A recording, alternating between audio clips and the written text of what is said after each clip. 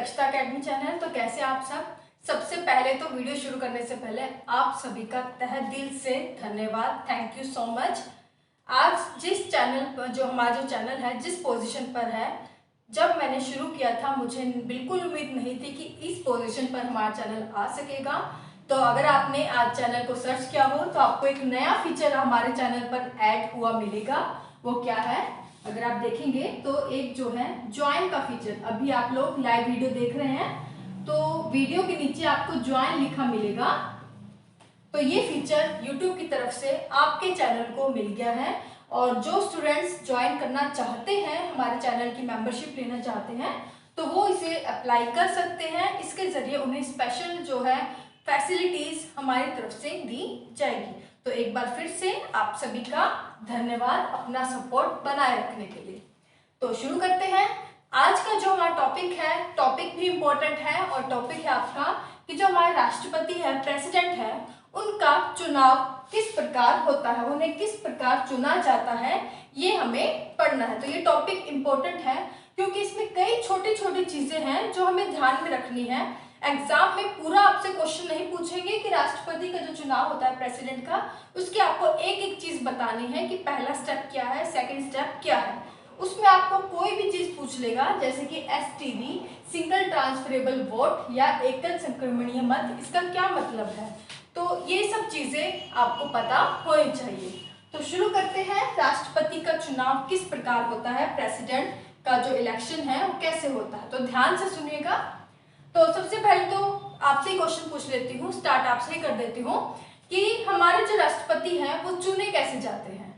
तो वो कैसे चुने जाते हैं, डायरेक्टली हम चुनते हैं, जनता के द्वारा चुने जाते हैं, वो इनडायरेक्टली उन्हें चुना जाता है। डायरेक्टली या इनडायरेक्टली, तो उन्हें चुना जाता है इनडायरेक्टली या अप्रत्यक्ष तौर पर चुना जाता है। और अगर आर्टिकल के बारे में पूछा जाए कि किस आर्टिकल में प्रेसिडेंट का जो इलेक्शन है, राष्ट्रपति के चुनाव के बारे में बताया गया है, तो कौन सा आर्टिकल है, आर्टिकल 54 एंड 55 आर्टिकल में आपके बताया गया है कि जो राष्ट्रपति का चुनाव है वो किस प्रकार होता है। और चलिए आपसे पूछ लूं क्वेश्चन। आप कहेंगे कि अगर हमसे सब कुछ पूछना था तो आप किस लिए पढ़ा रहे हैं, तो पहले आपसे पूछ लूंगी ताकि बाद में मैं तो बताऊंगी ही। तो राष्ट्रपति के चुनाव के लिए एलिजिबिलिटी क्या है, क्या योग्यता है, 4 चीजें बतानी है आपको, सोचिए। चलिए बताती हूँ। तो सबसे पहले तो वो भारत के नागरिक होने चाहिए, इंडियन सिटीजनशिप उनके पास होनी चाहिए। लेकिन जरूरी नहीं है कि उनके पास जो नागरिकता है, सिटीजनशिप है, वो बाय बर्थ है, जन्म से है। अगर उन्होंने बाद में भी अगर हमारे देश की नागरिकता जो धारण की है तो वो भी जो है राष्ट्रपति का चुनाव लड़ सकते हैं। लेकिन ये कंपल्सरी है कि चाहे जन्म से हो या बाद में ली हो, लेकिन उनके पास इंडियन सिटीजनशिप होनी चाहिए। दूसरी चीज, उनकी एज कितनी होनी चाहिए, तो वो 35 वर्ष के होने चाहिए, 35 ईयर्स के होने चाहिए। और थर्ड चीज जो आपको पता है होनी चाहिए वो ये कि जो भी राष्ट्रपति का चुनाव लड़ना चाहता है, राष्ट्रपति बनना चाहता है, तो वो एलिजिबल हो, लोकसभा के मेंबर बनने के लिए वो एलिजिबल होने चाहिए।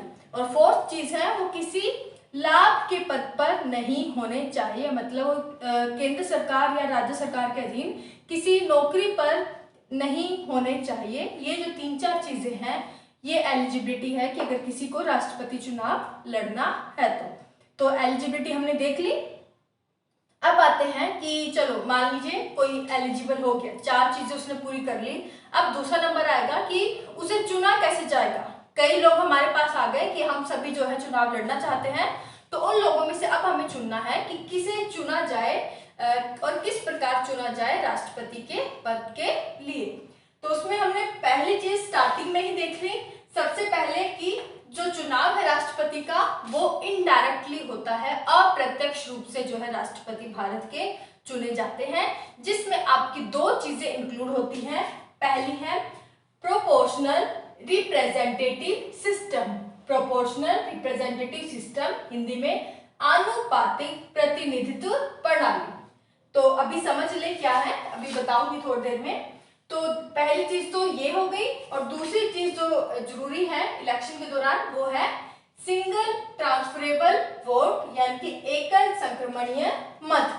तो ये जो दो जो वैरायटीज आप यहाँ पर देख रहे हैं, ये दो जो कैटेगरीज हैं, ये मेनली अपनाई जाती है राष्ट्रपति के चुनाव के लिए। और ये जो दोनों ही आनुपातिक प्रतिनिधित्व प्रणाली और एकल संक्रमणीय मत, ये दोनों ही चीजों में ये ध्यान रखा जाता है कि जिस भी व्यक्ति को इनके माध्यम से चुना जा रहा है राष्ट्रपति के पद के लिए, उसको ऐसा व्यक्ति उसके माध्यम से चुना जाना चाहिए जो कि मैक्सिमम लोगों की पसंद हो, यानी कि एक कोटा फिक्स कर लिया जाता है जो कि 50% का +1 होता है कि 50% से ज्यादा लोगों को वो कोई भी ABCD, अगर कोई आपके सामने 4 लोग हैं राष्ट्रपति के, उनमें से हम अगर 4 लोगों में से किसी एक को राष्ट्रपति चुनना है, तो इन चारों में से हम ऐसे व्यक्ति को इस प्रणाली से राष्ट्रपति चुनते हैं जो कि मैक्सिमम लोगों की पसंद हो, 50% +1 जो है कोटा उस व्यक्ति को मिले। तो ये चीज अभी हम क्या है वो हम प्रैक्टिकली देखेंगे, तो वीडियो ध्यान से देखेगा, क्योंकि अगर एक भी चीज आपने मिस कर दी तो आपको वीडियो पूरी समझ में नहीं आएगी। तो ये दो चीजें आपको याद रखनी है, पहली और दूसरी, जो कि राष्ट्रपति के चुनाव के लिए मेनली जो प्रणाली अपनाई जाती है। उसके बाद आपका है कि किन के द्वारा, अब ठीक है हमारे द्वारा तो इलेक्शन होंगे नहीं, हमारे द्वारा तो राष्ट्रपति चुने नहीं जाएंगे, तो चुने किसके द्वारा जाएंगे, इनडायरेक्टली जो चुने जाते हैं, तो निर्वाचक मंडल, जिसे इंग्लिश में हम कहते हैं इलेक्टोरल कॉलेज। तो कौन निर्वाचक मंडल में होता है, कौन राष्ट्रपति को चुनता है, राष्ट्रपति के चुनाव के लिए वोटिंग करता है, तो वो है आपका इलेक्टोरल कॉलेज। शुरुआत में हमने बोला था कि आर्टिकल 54 और 55 में राष्ट्रपति के चुनाव के बारे में बताया गया है। तो आर्टिकल 54 में बताया गया है निर्वाचक मंडल इलेक्टोरल कॉलेज, और आर्टिकल 55 में ये आपके भी किस प्रकार चुनाव किया जाता है, जिसमें आनुपातिक प्रतिनिधित्व प्रणाली, प्रोपोर्शनल रिप्रेजेंटेटिव सिस्टम और सिंगल ट्रांसफरेबल वोट आते हैं। ये आर्टिकल 55 के तहत बताया गया है और ये आर्टिकल 54 के तहत। तो निर्वाचक मंडल में आपके कौन कौन शामिल होते हैं, पहली कैटेगरी है ये, इसमें आपके कौन कौन शामिल है, लोकसभा और राज्यसभा के केवल निर्वाचित सदस्य जो कि इलेक्टेड है, केवल वो जो मेंबर्स हैं, मेंबर ऑफ पार्लियामेंट है, जो कि लोकसभा और राज्यसभा के केवल और केवल निर्वाचित सदस्य ही निर्वाचक मंडल में शामिल होंगे। इसके अलावा जो आपके नामांकित होते हैं या फिर जो आपके नॉमिनेटेड मेंबर्स हैं या जो एंग्लो इंडियंस हैं, वो इनमें शामिल नहीं होते। केवल वो मेंबर्स जो कि चुनाव के द्वारा, निर्वाचन के द्वारा चुने गए हैं, वो लोकसभा और राज्यसभा के मेंबर्स इसमें आते हैं। दूसरे नंबर पर हम देखते हैं LA, यानी कि सभी राज्यों की जो लेजिस्लेटिव असेंबली के निर्वाचित सदस्य। तो हमारे सारी जितने भी हमारे देश में राज्य हैं, उन सभी राज्यों में क्या है, आपकी राज्य विधानसभाएं हैं, लेजिस्लेटिव असेंबलीज हैं, और उन लेजिस्लेटिव असेंबलीज, राज्य विधानसभाओं के जितने भी निर्वाचित सदस्य हैं, टोटल निर्वाचित सदस्यों को, इलेक्टेड मेंबर्स को प्लस करके हम यहाँ पर दूसरी कैटेगरी में उनको रखेंगे। तो यहाँ पर कौन आ गए, जितने भी हमारी राज्य विधानसभाएं हैं, उन सभी राज्य विधानसभाओं के निर्वाचित सदस्य इस कैटेगरी में आ गए। अब बाद में देखा गया कि जो आपकी कई ऐसे संघ शासित प्रदेश हैं, यूनियन टेरिटोरीज हैं, जहां पर आपकी क्या है, लेजिस्लेटिव असेंबली है, राज्य विधानसभाएं हैं, जैसे कि दिल्ली और पुडुचेरी। तो इनके राज्य जो विधानसभा के सदस्य हैं, क्यों ना इन्हें भी शामिल किया जाए राष्ट्रपति के चुनाव के लिए। तो 2 यूटीज, दिल्ली और पुडुचेरी, तो इनमें जो आपकी क्या है, केवल इनमें इन 2 यूटी में आपकी राज्य विधानसभाएं हैं। तो इन जो राज्य विधानसभा है, इन 2 यूटीज की राज्य विधानसभाओं को भी अधिकार दे दिया गया, इनके जो निर्वाचित सदस्य हैं उनको भी अधिकार दे दिया गया कि वो भी आपके निर्वाचक मंडल में शामिल होंगे, जो कि राष्ट्रपति के चुनाव के लिए वोटिंग करेंगे। और ये ओरिजिनल कॉन्स्टिट्यूशन में नहीं था, बाद में जोड़े गए हैं, और कौन से संविधान संशोधन के माध्यम से जोड़े गए, ये आप लिख लें। तो ये जोड़े गए आपके 70th कॉन्स्टिट्यूशनल अमेंडमेंट, 70वां जो आपका संविधान संशोधन था, जो कब हुआ, 1992 में। तो तब इन्हें अधिकार दिया गया था 2 यूटीज के राज्य की विधानसभा के निर्वाचित सदस्यों को कि वो भी आपके निर्वाचक मंडल में शामिल हो सकते हैं। तो ये हमने देख लिया कि कौन कौन जो है शामिल होगा वोटिंग में। अब मेन चीज हमें देखनी है कि ये आखिर है क्या, मतलब किस प्रकार से जो है राष्ट्रपति चुने जाते हैं। तो आनुपातिक प्रतिनिधित्व प्रणाली, पहले हम इसे जानेंगे, प्रोपोर्शनल रिप्रेजेंटेटिव सिस्टम क्या होता है। तो अभी हमने देखा कि निर्वाचक मंडल में जो आपके लोकसभा और राज्यसभा के जो सदस्य हैं उनकी अगर संख्या देखें, जो हमारे एमपीज है, मेंबर ऑफ पार्लियामेंट है, उनकी संख्या ऑब्वियस है कम है किनकी संख्या से, जितने भी हमारे राज्य हैं सभी राज्य और यूटीज के जो आपके यूनियन टेरिटोरीज के जो विधानसभा के जो निर्वाचित सदस्य हैं उनकी संख्या बहुत अधिक होगी, ये संभव है, सभी इसमें कोई डाउट नहीं है। तो ये हम सभी को पता है कि सभी राज्यों के अगर हम सभी राज्यों और यूनियन टेरिटोरीज के अगर हम सदस्यों निर्वाचित सदस्यों को, इलेक्टेड मेंबर्स को मिलाएं तो उनकी जो जनसंख्या है, उनकी जो नंबर है वो ऑब्वियस है, वो ज्यादा ही होंगे आपके लोकसभा और राज्यसभा के सदस्यों से, वो ज्यादा ही है ना। तो अगर इनकी ज्यादा संख्या हो गई और केंद्र पर यानी कि सेंटर पर आपके जो लोकसभा और राज्यसभा है इनकी कम सदस्य संख्या है, तो क्या होगा, जब राष्ट्रपति का चुनाव होगा तो किसकी वैल्यू ज्यादा बढ़ जाएगी, सेंटर की वैल्यू ज्यादा रहेगी या स्टेट या यूटीज की ज्यादा रहेगी। तो ऑब्वियस है आपकी जो राज्य विधानसभा है यानी कि जो स्टेट और यूटीज है इनकी जो वोट की वैल्यू है ये बढ़ जाएगी, क्योंकि यहाँ पर क्या है आपके ज्यादा सदस्य हैं, तो ये इनके वोट पर निर्भर करेगा कि कौन राष्ट्रपति बनेगा कौन नहीं, क्योंकि इनकी संख्या ज्यादा है। सेंटर पर अगर देखें, केंद्र पर डिपेंड नहीं करेगा, इनकी वोटिंग की वैल्यू कम हो जाएगी, क्योंकि केवल लोकसभा और राज्यसभा के जो सदस्य आपके केंद्र लेवल पर आते हैं जिनकी संख्या जो है इनसे कम है। तो इस प्रॉब्लम को सॉल्व करने के लिए जो रणनीति अपनाई गई हमारे कॉन्स्टिट्यूएंट असेंबली या संविधान सभा के द्वारा, वो थी आपकी आनुपातिक प्रतिनिधित्व प्रणाली यानी कि प्रोपोर्शनल रिप्रेजेंटेटिव सिस्टम, जिसमें यह कहा गया क्योंकि जो स्टेट है, सारी स्टेट और यूटीज है और सेंटर है, इनकी जो वोट वैल्यू है इनमें काफी डिफरेंस है, इनके वोट वैल्यू पर पूरा डिपेंड करेगा कि कौन राष्ट्रपति बनेगा, सेंट्रल लेवल पर हम डिसाइड नहीं कर पाएंगे।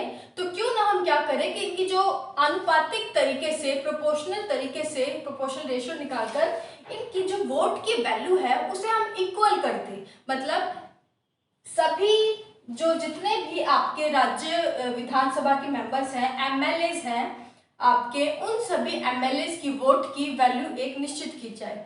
अब ये सेंटर और स्टेट पर तो अलग अलग था ही, साथ ही देखा गया जैसे कि कई स्टेट है आपकी, उत्तर प्रदेश को कंपेयर करें अगर हम गोवा से, तो उत्तर प्रदेश का बड़ी स्टेट है, तो वहां पर जो आपके राज्य विधानसभा के जो मेंबर्स हैं, एमएलएज हैं, तो उनकी संख्या भी ज्यादा है गोवा के एमएलए से, है ना। तो वहां पर भी किसका वजन बढ़ गया आपके, वो बढ़ गया आपके यूपी के एमएलए का गोवा के एमएलए के कंपैरिजन, तो वहां पर उनका जो है आप कह सकते हैं उनकी जो लीडिंग क्षमता है, प्रभुत्व ज्यादा रहेगा प्रेसिडेंट के इलेक्शन में। तो क्या किया गया, पहले तो सभी जितनी भी स्टेट है, यूटीज है, उनके एमएलए की जो वोट की वैल्यू है उसको आनुपातिक तरीके से, प्रोपोर्शनल तरीके से सभी की वोट की वैल्यू को एक समान बनाया गया कि चाहे आपका यूपी के ज्यादा आपके एमएलएज हैं और गोवा के कम एमएलएज हैं, तो ऐसा नहीं होगा कि गोवा का ज्यादा चलेगा, गोवा की जो वोट वैल्यू ज्यादा हो जाएगी क्योंकि वहां पर ज्यादा एमएलए हैं तो वो ज्यादा वोट करेंगे। तो इस तरह से किया गया कि सभी की जो दोनों ही राज्यों यानी कि सभी राज्यों की जितने भी राज्य हैं और जितने भी यूटी हैं, आपके दो ये यूटी हैं, इन यूटी और राज्य के सभी राज्य विधानसभा सदस्यों के जो वोट वैल्यू को एक समान किया गया, उनकी वोट वैल्यू को एक इक्वल कर दिया गया। और कैसे इक्वल किया गया, तो इसके लिए फॉर्मूला अपनाया गया। तो ये है, यहां देख ले, तो वोट वैल्यू, तो मत मूल्य, हिंदी में हम क्या कहेंगे, सभी एमएलए की मत मूल्य निकाला गया ताकि सभी का जो वोटिंग की वैल्यू है उसको इक्वल किया जा सके। और इसका फॉर्मूला है, तो यहाँ पर हम एक एमएलए की वोट वैल्यू निकालते हैं कि किस प्रकार से, किस फॉर्मूले से सभी राज्यों के जितने भी राज्य विधानसभा है और यूटीज के जो एमएलए हैं उनकी वोट वैल्यू को, मत मूल्य को कैसे एक समान रखा जाए, तो इस फॉर्मूले से वो हम कर सकते। तो फॉर्मूला है आपका कि देखेंगे कि टोटल पॉपुलेशन ऑफ स्टेट, किसी भी राज्य की हम देखेंगे कि टोटल जो पॉपुलेशन है कितनी, जो टोटल जिसकी जनसंख्या है, डिवाइडेड बाय निर्वाचित एमएलए की संख्या। उस राज्य के जो निर्वाचित जो एमएलए हैं, जो निर्वाचित आपके राज्यसभा के जो सदस्य हैं, उनकी टोटल जो संख्या है वो कितनी है, मल्टीप्लाई 1/1000। तो इस तरह से हम देखेंगे कि एक एमएलए की जो आपकी वोट वैल्यू आ जाती है। तो वोट वैल्यू या जो मत मूल्य है वो हम इस फॉर्मूले से निकाल सकते हैं, जिसके माध्यम से हम सभी एमएलए की, चाहे वो आपका राज्य विधानसभा का सदस्य हो या फिर यूनियन टेरिटरी यूटी का सदस्य हो, तो सभी के वोट वैल्यू को हम इसके माध्यम से निकाल लेंगे, जिससे सभी एमएलए की जो मत का मूल्य है वो इक्वल हो जाएगा। क्लियर? तो दूसरी चीज हम देखते हैं, तो ये तो हमारे हो गए कि हमने स्टेट और यूटीज के जो एमएलए की जो वोट वैल्यू है हमने इक्वल कर ली, लेकिन अब यह भी तो जरूरी है कि हम जो सेंटर और स्टेट में जो इतना बड़ा डिफरेंस आएगा वोटिंग में, तो उनका भी जो वोट की वैल्यू है उनको भी एक समान रखने की कोशिश करें। तो सेम जो इस फॉर्मूले से ही आनुपातिक तरीके से, प्रोपोर्शनल तरीके से हम जो एमपीज की जो वोट है, आपके लोकसभा और राज्यसभा के जो सदस्य हैं, उनके वोट का जो वैल्यू है वो भी हम निकाल लेंगे, ताकि उनको इक्वल किया जा सके, एमएलए के वोट के इक्वल, उनको समान उनके किया जा सके। तो वो कैसे किया जाता है, एमपीज के जो एक वोट का वैल्यू निकालने के लिए हम क्या करेंगे, total vote value of all MLA, तो जितने भी हमारे राज्य विधानसभाएं हैं, जितने भी हमारे टोटल लेजिस्लेटिव असेंबलीज है, चाहे वो राज्यों की है या 2 यूटीज है, तो उन सभी के जो आपके एमएलए है, विधानसभा के सदस्य हैं, उन सभी एमएलए की जो वोट वैल्यू हमें निकल के आई है इस फॉर्मूले से, उस वोट वैल्यू को हम क्या करेंगे, यहाँ पर टोटल कर लेंगे, उनको प्लस कर लेंगे, divided by number of elected MPs, यानी कि जो टोटल आपके लोकसभा और राज्यसभा के जो टोटल निर्वाचित सदस्य हैं, उन सभी को यहाँ पर मिला लेंगे, उनकी टोटल नंबर यहाँ पर हम लिख लेंगे। तो इस तरह से हमारे पास क्या आ जाएगी, एमपीज यानी कि लोकसभा और राज्यसभा के जो मेंबर्स हैं, उनके जो वोट वैल्यू है यहाँ पर आ जाएगी। क्लियर? तो ये जो पहला तरीका है आपका प्रेसिडेंट की वोटिंग में, आनुपातिक प्रतिनिधित्व प्रणाली, प्रोपोर्शनल रिप्रेजेंटेटिव सिस्टम, जिसमें हम कि जो राष्ट्रपति का चुनाव होना है, ताकि उसमें सभी को बराबर अवसर मिले, चाहे वो आपका सेंटर के लेवल पर हो या फिर स्टेट के लेवल पर, सभी की जो वोट वैल्यू है वो हम इक्वल कैसे कर पाए, तो हम इस फॉर्मूले से, इस आधार पर हम इनकी सबकी सेंटर और स्टेट की जो वोट वैल्यू है वो इक्वल कर सकते हैं। तो ये था हमारा पहला जो सिस्टम है, पीआरएस, प्रोपोर्शनल रिप्रेजेंटेटिव सिस्टम, कि हम कैसे जो है वोट वैल्यू निकालें। तो ये जो चीज है, दोबारा कह रही हूँ कि आप ध्यान से इसको पढ़िए और प्लीज रिपीट जरूर करिएगा, ताकि आपको ये वीडियो में ही पूरा जो टॉपिक है क्लियर समझ में आ जाए। तो दोबारा वीडियो जरूर देखना अगर थोड़ा सा भी डाउट रह जाए। तो उसके बाद हम देखते हैं, तो अभी हम पता लग गई कि वोट वैल्यू जो भी व्यक्ति वोट देगा, चाहे वो आपका एमएलए है या एमपी है, तो उसकी वोट वैल्यू जो है कितनी होगी, ये हमने पता लगा ली। अब हम देखते हैं कि जो इलेक्शन है, राष्ट्रपति का चुनाव है, वो किस प्रकार से होगा।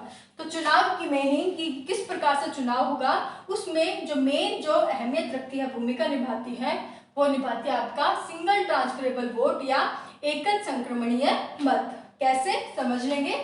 तो राष्ट्रपति के चुनाव के लिए आपकी मेनली 4 चीजें जो है इंपॉर्टेंट है, होनी चाहिए। पहले जो होनी चाहिए वो क्या होनी चाहिए, सबसे पहले क्या होगा, जिसे भी राष्ट्रपति चुनाव लड़ना है वो अपने आप को बताएगा कि मुझे राष्ट्रपति चुनाव लड़ना है, तो नॉमिनेट किए जाएंगे, उनका नामांकन किया जाएगा कि कौन कौन राष्ट्रपति चुनाव लड़ना चाहता है। अगर पहले की बात करें, शुरुआत में देखा गया कि बहुत से लोग जिनको ज्यादा वोट भी नहीं मिलती थी, वो सभी आकर खड़े हो गए कि हम भी राष्ट्रपति चुनाव लड़ेंगे, हम भी राष्ट्रपति बनना चाहते हैं। और एंड में देखा जाता था कि ऐसे कई लोग होते थे जिन्हें एक भी वोट नहीं मिलता था। तो इस जो प्रणाली को दूर करने के लिए कि जो लायक जो लोग हैं, इंटरेस्टेड लोग हैं, जो शासन को अच्छे से चला सकते हैं, देख सकते हैं प्रशासन को, वो ही आगे आए। तो इसके लिए जो नॉमिनेशन में 2 चीजें जो है आपकी महत्व रखती है कि किन लोगों को नामांकित किया जाएगा। तो पहला जो है आपका नॉमिनेशन, या नामांकन।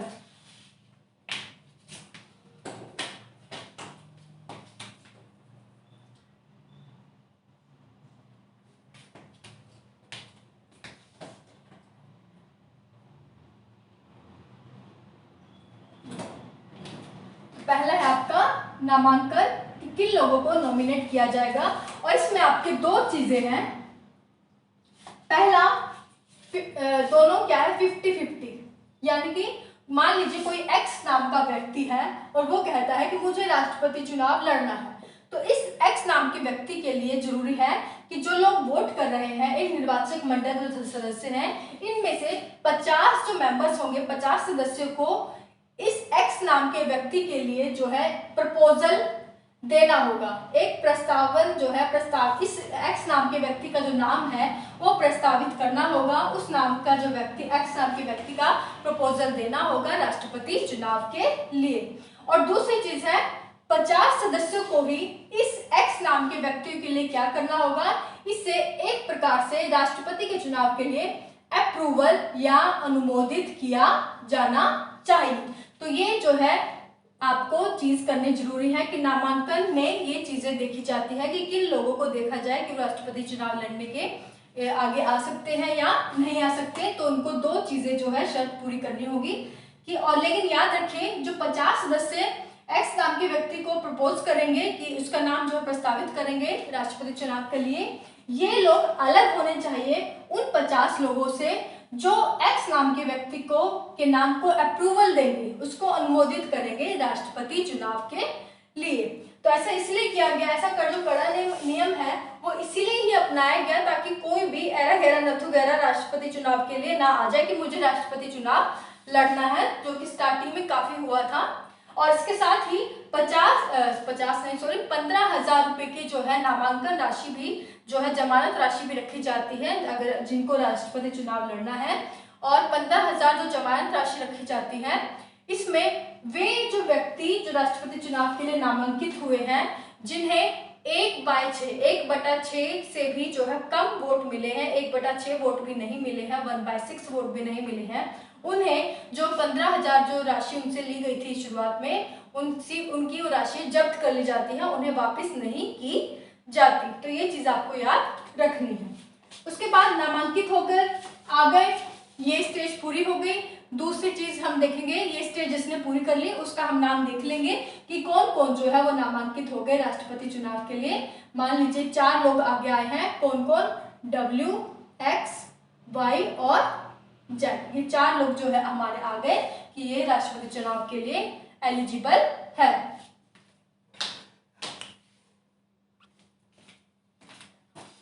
उसके बाद जो तीसरा स्टेप होता है वो मेन है आपका, वो है आपका इलेक्शन, चुनाव का। और चुनाव के लिए जो मेन चीज है, पहली चीज कि राष्ट्रपति का चुनाव वो आपका एक गुप्त मतदान होता है। गुप्त मतलब एक सीक्रेट वोटिंग प्रणाली इसमें अपनाई जाती है, लेकिन नाम की गुप्त मतदान प्रणाली है। पहले ही आपकी पार्टीज के द्वारा डिसाइड कर लिया जाता है कि हम किसको वोट देंगे। तो वह लेकिन कहा गया है संविधान में, हमें पढ़ना है, ये गुप्त मतदान है। और दूसरी चीज आपका इलेक्शन कैसे होगा, ये होगा सिंगल ट्रांसफरेबल वोट या एकल संक्रमणीय मत के माध्यम से, जिसमें प्रेफरेंस के आधार पर वोटिंग होगी। प्रेफरेंस कैसे, मतलब कि प्रेफरेंस किया जाता है कि जैसे कोई सदस्य कहे कि मेरी पहली प्रेफरेंस जाती है एक्स को, कि मैं एक्स को जो है आपका प्रेसिडेंट बनाना चाहता हूं। अगर ये नहीं बनता बाय चांस, तो मेरी दूसरी प्रेफरेंस जाएगी वाई को, ये भी नहीं बनता तो तीसरी जाएगी जेड को, ये भी नहीं बनता तो चौथी जाएगी डब्ल्यू को। मतलब तो प्रेफरेंस के आधार पर आपकी सिंगल ट्रांसफरेबल जो वोटिंग है वो आपके प्रेसिडेंट की होती है। और इससे पहले आपका जो है कोटा निर्धारित कर लिया जाता है, जिसमें डिसाइड होता है कि मैक्सिमम, जिसमें ये देखा जाता है कि मैक्सिमम लोगों की जो पसंद है वही व्यक्ति आपका प्रेसिडेंट बने। और कोटा प्रणाली में क्या होता है कि यहाँ पर लिख लेती हूँ मैं, लिख लेती हूँ। तो कोटा प्रणाली कैसे निकाली जाती है, ये निकाली जाती है total number of votes.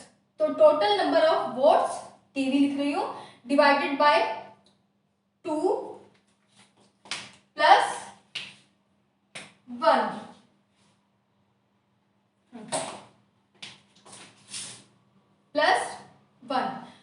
TV यानी कि टोटल नंबर ऑफ वोट्स, मान लीजिए जितने भी निर्वाचक मंडल के सदस्य उस टाइम प्रेजेंट है। जरूरी नहीं है कि कोई व्यक्ति एब्सेंट हो गया तो हम उसका पहले वेट करेंगे कि वो क्यों नहीं है, या फिर अगर उस समय कोई राज्य विधानसभा भंग की गई है, कोई आपके उस समय नहीं है, तो हम उसका वेट नहीं करेंगे। अगर कोई सदस्य एब्सेंट भी है उसका वेट नहीं करेंगे। जो उस टाइम मौजूद है सिर्फ उनके आधार पर वोटिंग हो जाती है। मान लीजिए उस टाइम जो टोटल नंबर ऑफ वोटर्स है वो कितने हैं आपके 100 है, तो टोटल नंबर ऑफ वोटिंग मतलब वोटर्स जो मतदान करने वाले हैं मान लीजिए आपके कितने हैं 100 है, डिवाइडेड बाय 2 + 1, तो ये कितना आ गया 50% + 1।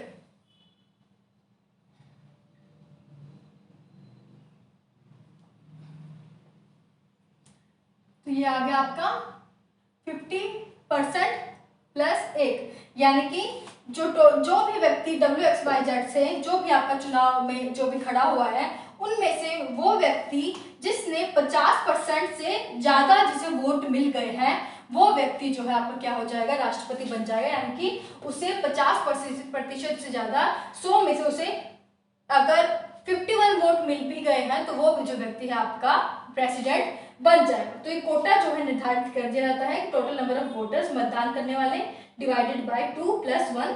मान लीजिए अगर ये 100 है तो 100 डिवाइडेड बाय 2 + 1 तो आ गया 50% + 1। तो ये कोटा निर्धारित कर दिया जाता है।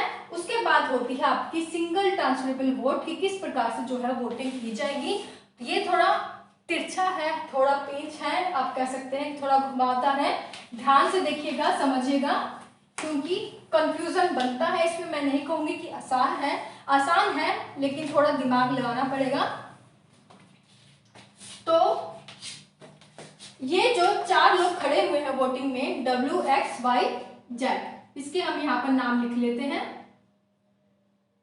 और 100 लोग जो है हमारे वोटिंग करने वाले हैं। और उन 100 लोगों में से जो है कम से कम 40 लोगों ने जो वोट किया है, 40 लोगों ने 100 में से 40 लोगों ने जो पहली प्रेफरेंस दी है वो किसको दी है, एक्स को, कि हम जो है एक्स को सबसे पहले प्रेसिडेंट बनाना चाहते हैं। हमारी पहली जो प्रेफरेंस है वो किसको जाती है, एक्स को।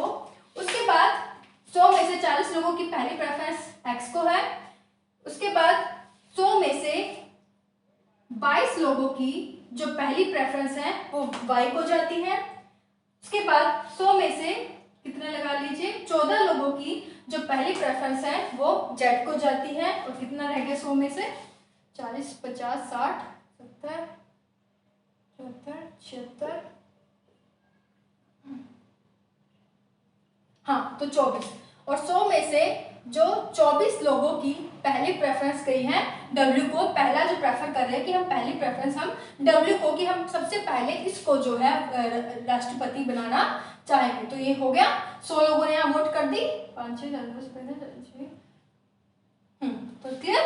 तो यहाँ पे हम देखें तो किसी को भी क्लियर जो है विनर नहीं है, कोई भी पूरी तरह से कोई जीता नहीं है, क्योंकि हमने देखा था कि कोटा जो निर्धारित किया गया था 50% + 1, और यहाँ पे कोई भी 50% को जो है क्रॉस नहीं किया गया है, किसी ने 50% से ज्यादा वोट नहीं मिले हैं। तो पहली जो हमारी वोटिंग हुई थी अब वो शिफ्ट हो जाएगी सेकंड वोटिंग में। लेकिन उससे पहले हम देखेंगे कि जो सिंगल ट्रांसफरेबल वोट में क्या होता है वो अभी आप समझेंगे, कि जिसे सबसे कम वोट मिले थे तो जेड को सबसे कम वोट मिले हैं, यानी कि सिर्फ 100 में से 14 लोगों की जो पहली प्रेफरेंस है वो क्या है कि जेड। तो 14 लोग जो है उनकी पहली प्रेफरेंस जेड को है। तो ये 14 लोग जिन्होंने जेड को पहले नंबर पर प्रेफरेंस किया है, इनको देखा जाएगा कि जेड के बाद इन 14 व्यक्तियों ने दूसरे नंबर पर किसे जो है प्रेफर किया है। मान लीजिए इन 14 में से 10 लोग ऐसे हैं जिसकी सेकंड जो प्रेफरेंस है वो है आपकी डब्ल्यू की। तो 100 में से 14 लोग, या फिर आप कह लें कितने लगा, चलिए 6 लगा लें, तो 14 में से 6 लोगों की जो पहली प्रेफरेंस किसको गई है, सॉरी 14 लोगों की पहली प्रेफरेंस जेड थी और दूसरी प्रेफरेंस थी डब्ल्यू को 6 लोगों की, है ना। तो इनमें से 6 लोगों की दूसरी प्रेफरेंस थी डब्ल्यू को। बीच में थोड़ा गड़बड़ा गई हूँ तो दोबारा क्लियर कर रही हूँ। पहली प्रेफरेंस 14 की जेड को थी, दूसरी प्रेफरेंस थी इनकी W को, और कितने लोगों की, 6 लोगों की। 14 में से 6 लोगों की दूसरी प्रेफरेंस W को थी, और 14 में से 7 लोगों की दूसरी प्रेफरेंस X को थी। और कितने बच गए, 13, 1 लोग। और 14 में से एक ऐसा था जिसकी जो दूसरी प्रेफरेंस किसकी थी, Y को थी। तो इसने जो है सिंगल ट्रांसफरेबल वोट, एकल संक्रमणीय मत, यानी कि उसने जो अपनी वोटिंग को क्या कर दिया, ट्रांसफर कर दिया अपनी प्रेफरेंस के आधार पर। जिन लोगों ने, 14 लोगों की जो दूसरी प्रेफरेंस थी वो क्या थी, उसके आधार पर इनकी जो वोटिंग थी वो क्या हो गई, ट्रांसफर हो गई। तो अब यहाँ पर अब देखिए, तो W को जो 24 + 6, तो टोटल इसको कितने वोट हो गए अब 30, X की 40 + 7, तो X को मिल गए आपके 47 वोट, Y को 22 + 1, तो इसके हो गए 23 वोट। लेकिन अभी भी देखें तो सेकंड काउंटिंग में भी अभी भी जो है इसको यहाँ पर किसी भी WXY किसी भी व्यक्ति को, प्रत्याशी को 50% + 1, यानी कि जो उसका कोटा निर्धारित किया गया था उसे पार नहीं किया गया है। तो अब जो है दोबारा से सिंगल ट्रांसफरेबल वोट की प्रणाली दोबारा से होगी, यानी कि जो जिसे सबसे कम वोट मिले हैं, तो Y को सबसे कम वोट मिले हैं 23, तो इसकी वोट जो है अब ट्रांसफर हो जाएगी, यानी कि वो 23 लोग जिनकी जो प्रेफरेंस Y था, इनकी देखा जाएगा कि आगे जो प्रेफरेंस है इससे जो कम प्रेफरेंस थी वो किसे थी, दूसरे नंबर पर इन 23 लोगों ने किसे प्रेफरेंस किया था। तो मान लीजिए इन 23 लोगों में से 20 लोगों की जो सेकंड प्रेफरेंस थी वो किसको थी, X को थी, और 3 लोगों की सेकंड प्रेफरेंस किसको थी, W की थी। तो उसके बाद हम टोटल काउंट करें तो Y भी हट गया, तो यहाँ पर टोटल कितना आ गया, 33। मार्कर चल नहीं रहा है, तो चलिए दोबारा एक डालूं। मार्कर प्रॉब्लम है लॉकडाउन की वजह से, कमेंट ना करें इसलिए। हाँ, तो W के टोटल काउंट करें 30 + 3, तो 33 वोट इसके पास आ गए। X के पास कितने आ गए, 47 + 20, तो इसके हो गए 47, 57, 67, और Y तो है वो हट गया था, इसने अपने जो वोट है वो ट्रांसफर कर दिए हैं एकल संक्रमणीय मत के माध्यम से। तो लास्ट में हमारे पास आ गए W और X, और इनमें से जो कोटा 50% प्लस का जो जिसने पार किया है वो किसने पार किया है, आपके X ने। तो ये जो है आपका X नाम का जो व्यक्ति है ये क्या बन गया, आपका एंड में प्रेसिडेंट बन जाता है। जो तीसरा जो आपका चरण था इलेक्शन का, इसके बाद जो 4th स्टेज आती है वो आपकी आती है काउंटिंग की, जिसमें काउंट किया जाता है कि किसको कितनी वोट मिली है। जो भी हमने देखा तो सबसे ज्यादा जो वोट मिली है वो मिली है आपको X को, जिसने 50% का जो कोटा है वो पार कर लिया है। तो इसलिए जो X जो है अंत में आपका प्रेसिडेंट बन जाता है। तो ये था आपका पूरा, तो थोड़ा घिचपिच हो गया तो इतना आप एडजस्ट कर लें, लेकिन मैंने पूरी कोशिश की है आपको अच्छे से समझाया जा सके। दोबारा से इसे प्लीज रिपीट करना, दोबारा से सुनना, ताकि आपको और अच्छे से समझ आ जाए। और अगर इस चीज में प्रेसिडेंट के चुनाव के दौरान कोई गड़बड़ हो जाए, कोई भी विवाद हो जाए, तो उसका जो निपटारा है वो कौन करता है, उस चीज का जो निपटारा है आपके सुप्रीम कोर्ट के द्वारा किया जाता है। तो ये चीज आपको ध्यान रखनी है कि सुप्रीम कोर्ट जो है किसी भी राष्ट्रपति चुनाव का जो कोई भी डाउट हो, विवाद हो, उसका निपटारा सुप्रीम कोर्ट के द्वारा किया जाता है। तो उम्मीद करती हूँ आपको पूरा समझ में आया हो। मैंने अपनी तरफ से पूरी कोशिश की है कि आपको एक एक चीज जो है अच्छे से समझाई जा सके। तो आज के लिए बस इतना ही। वीडियो अच्छे लगे तो प्लीज शेयर जरूर कर दें, मेरी मेहनत भी आगे सभी स्टूडेंट्स तक जाए, तभी जो है साकार होगी। आज के लिए बस इतना ही। Thank you so much, and thank you for supporting our channel. Thank you, good night, all the best.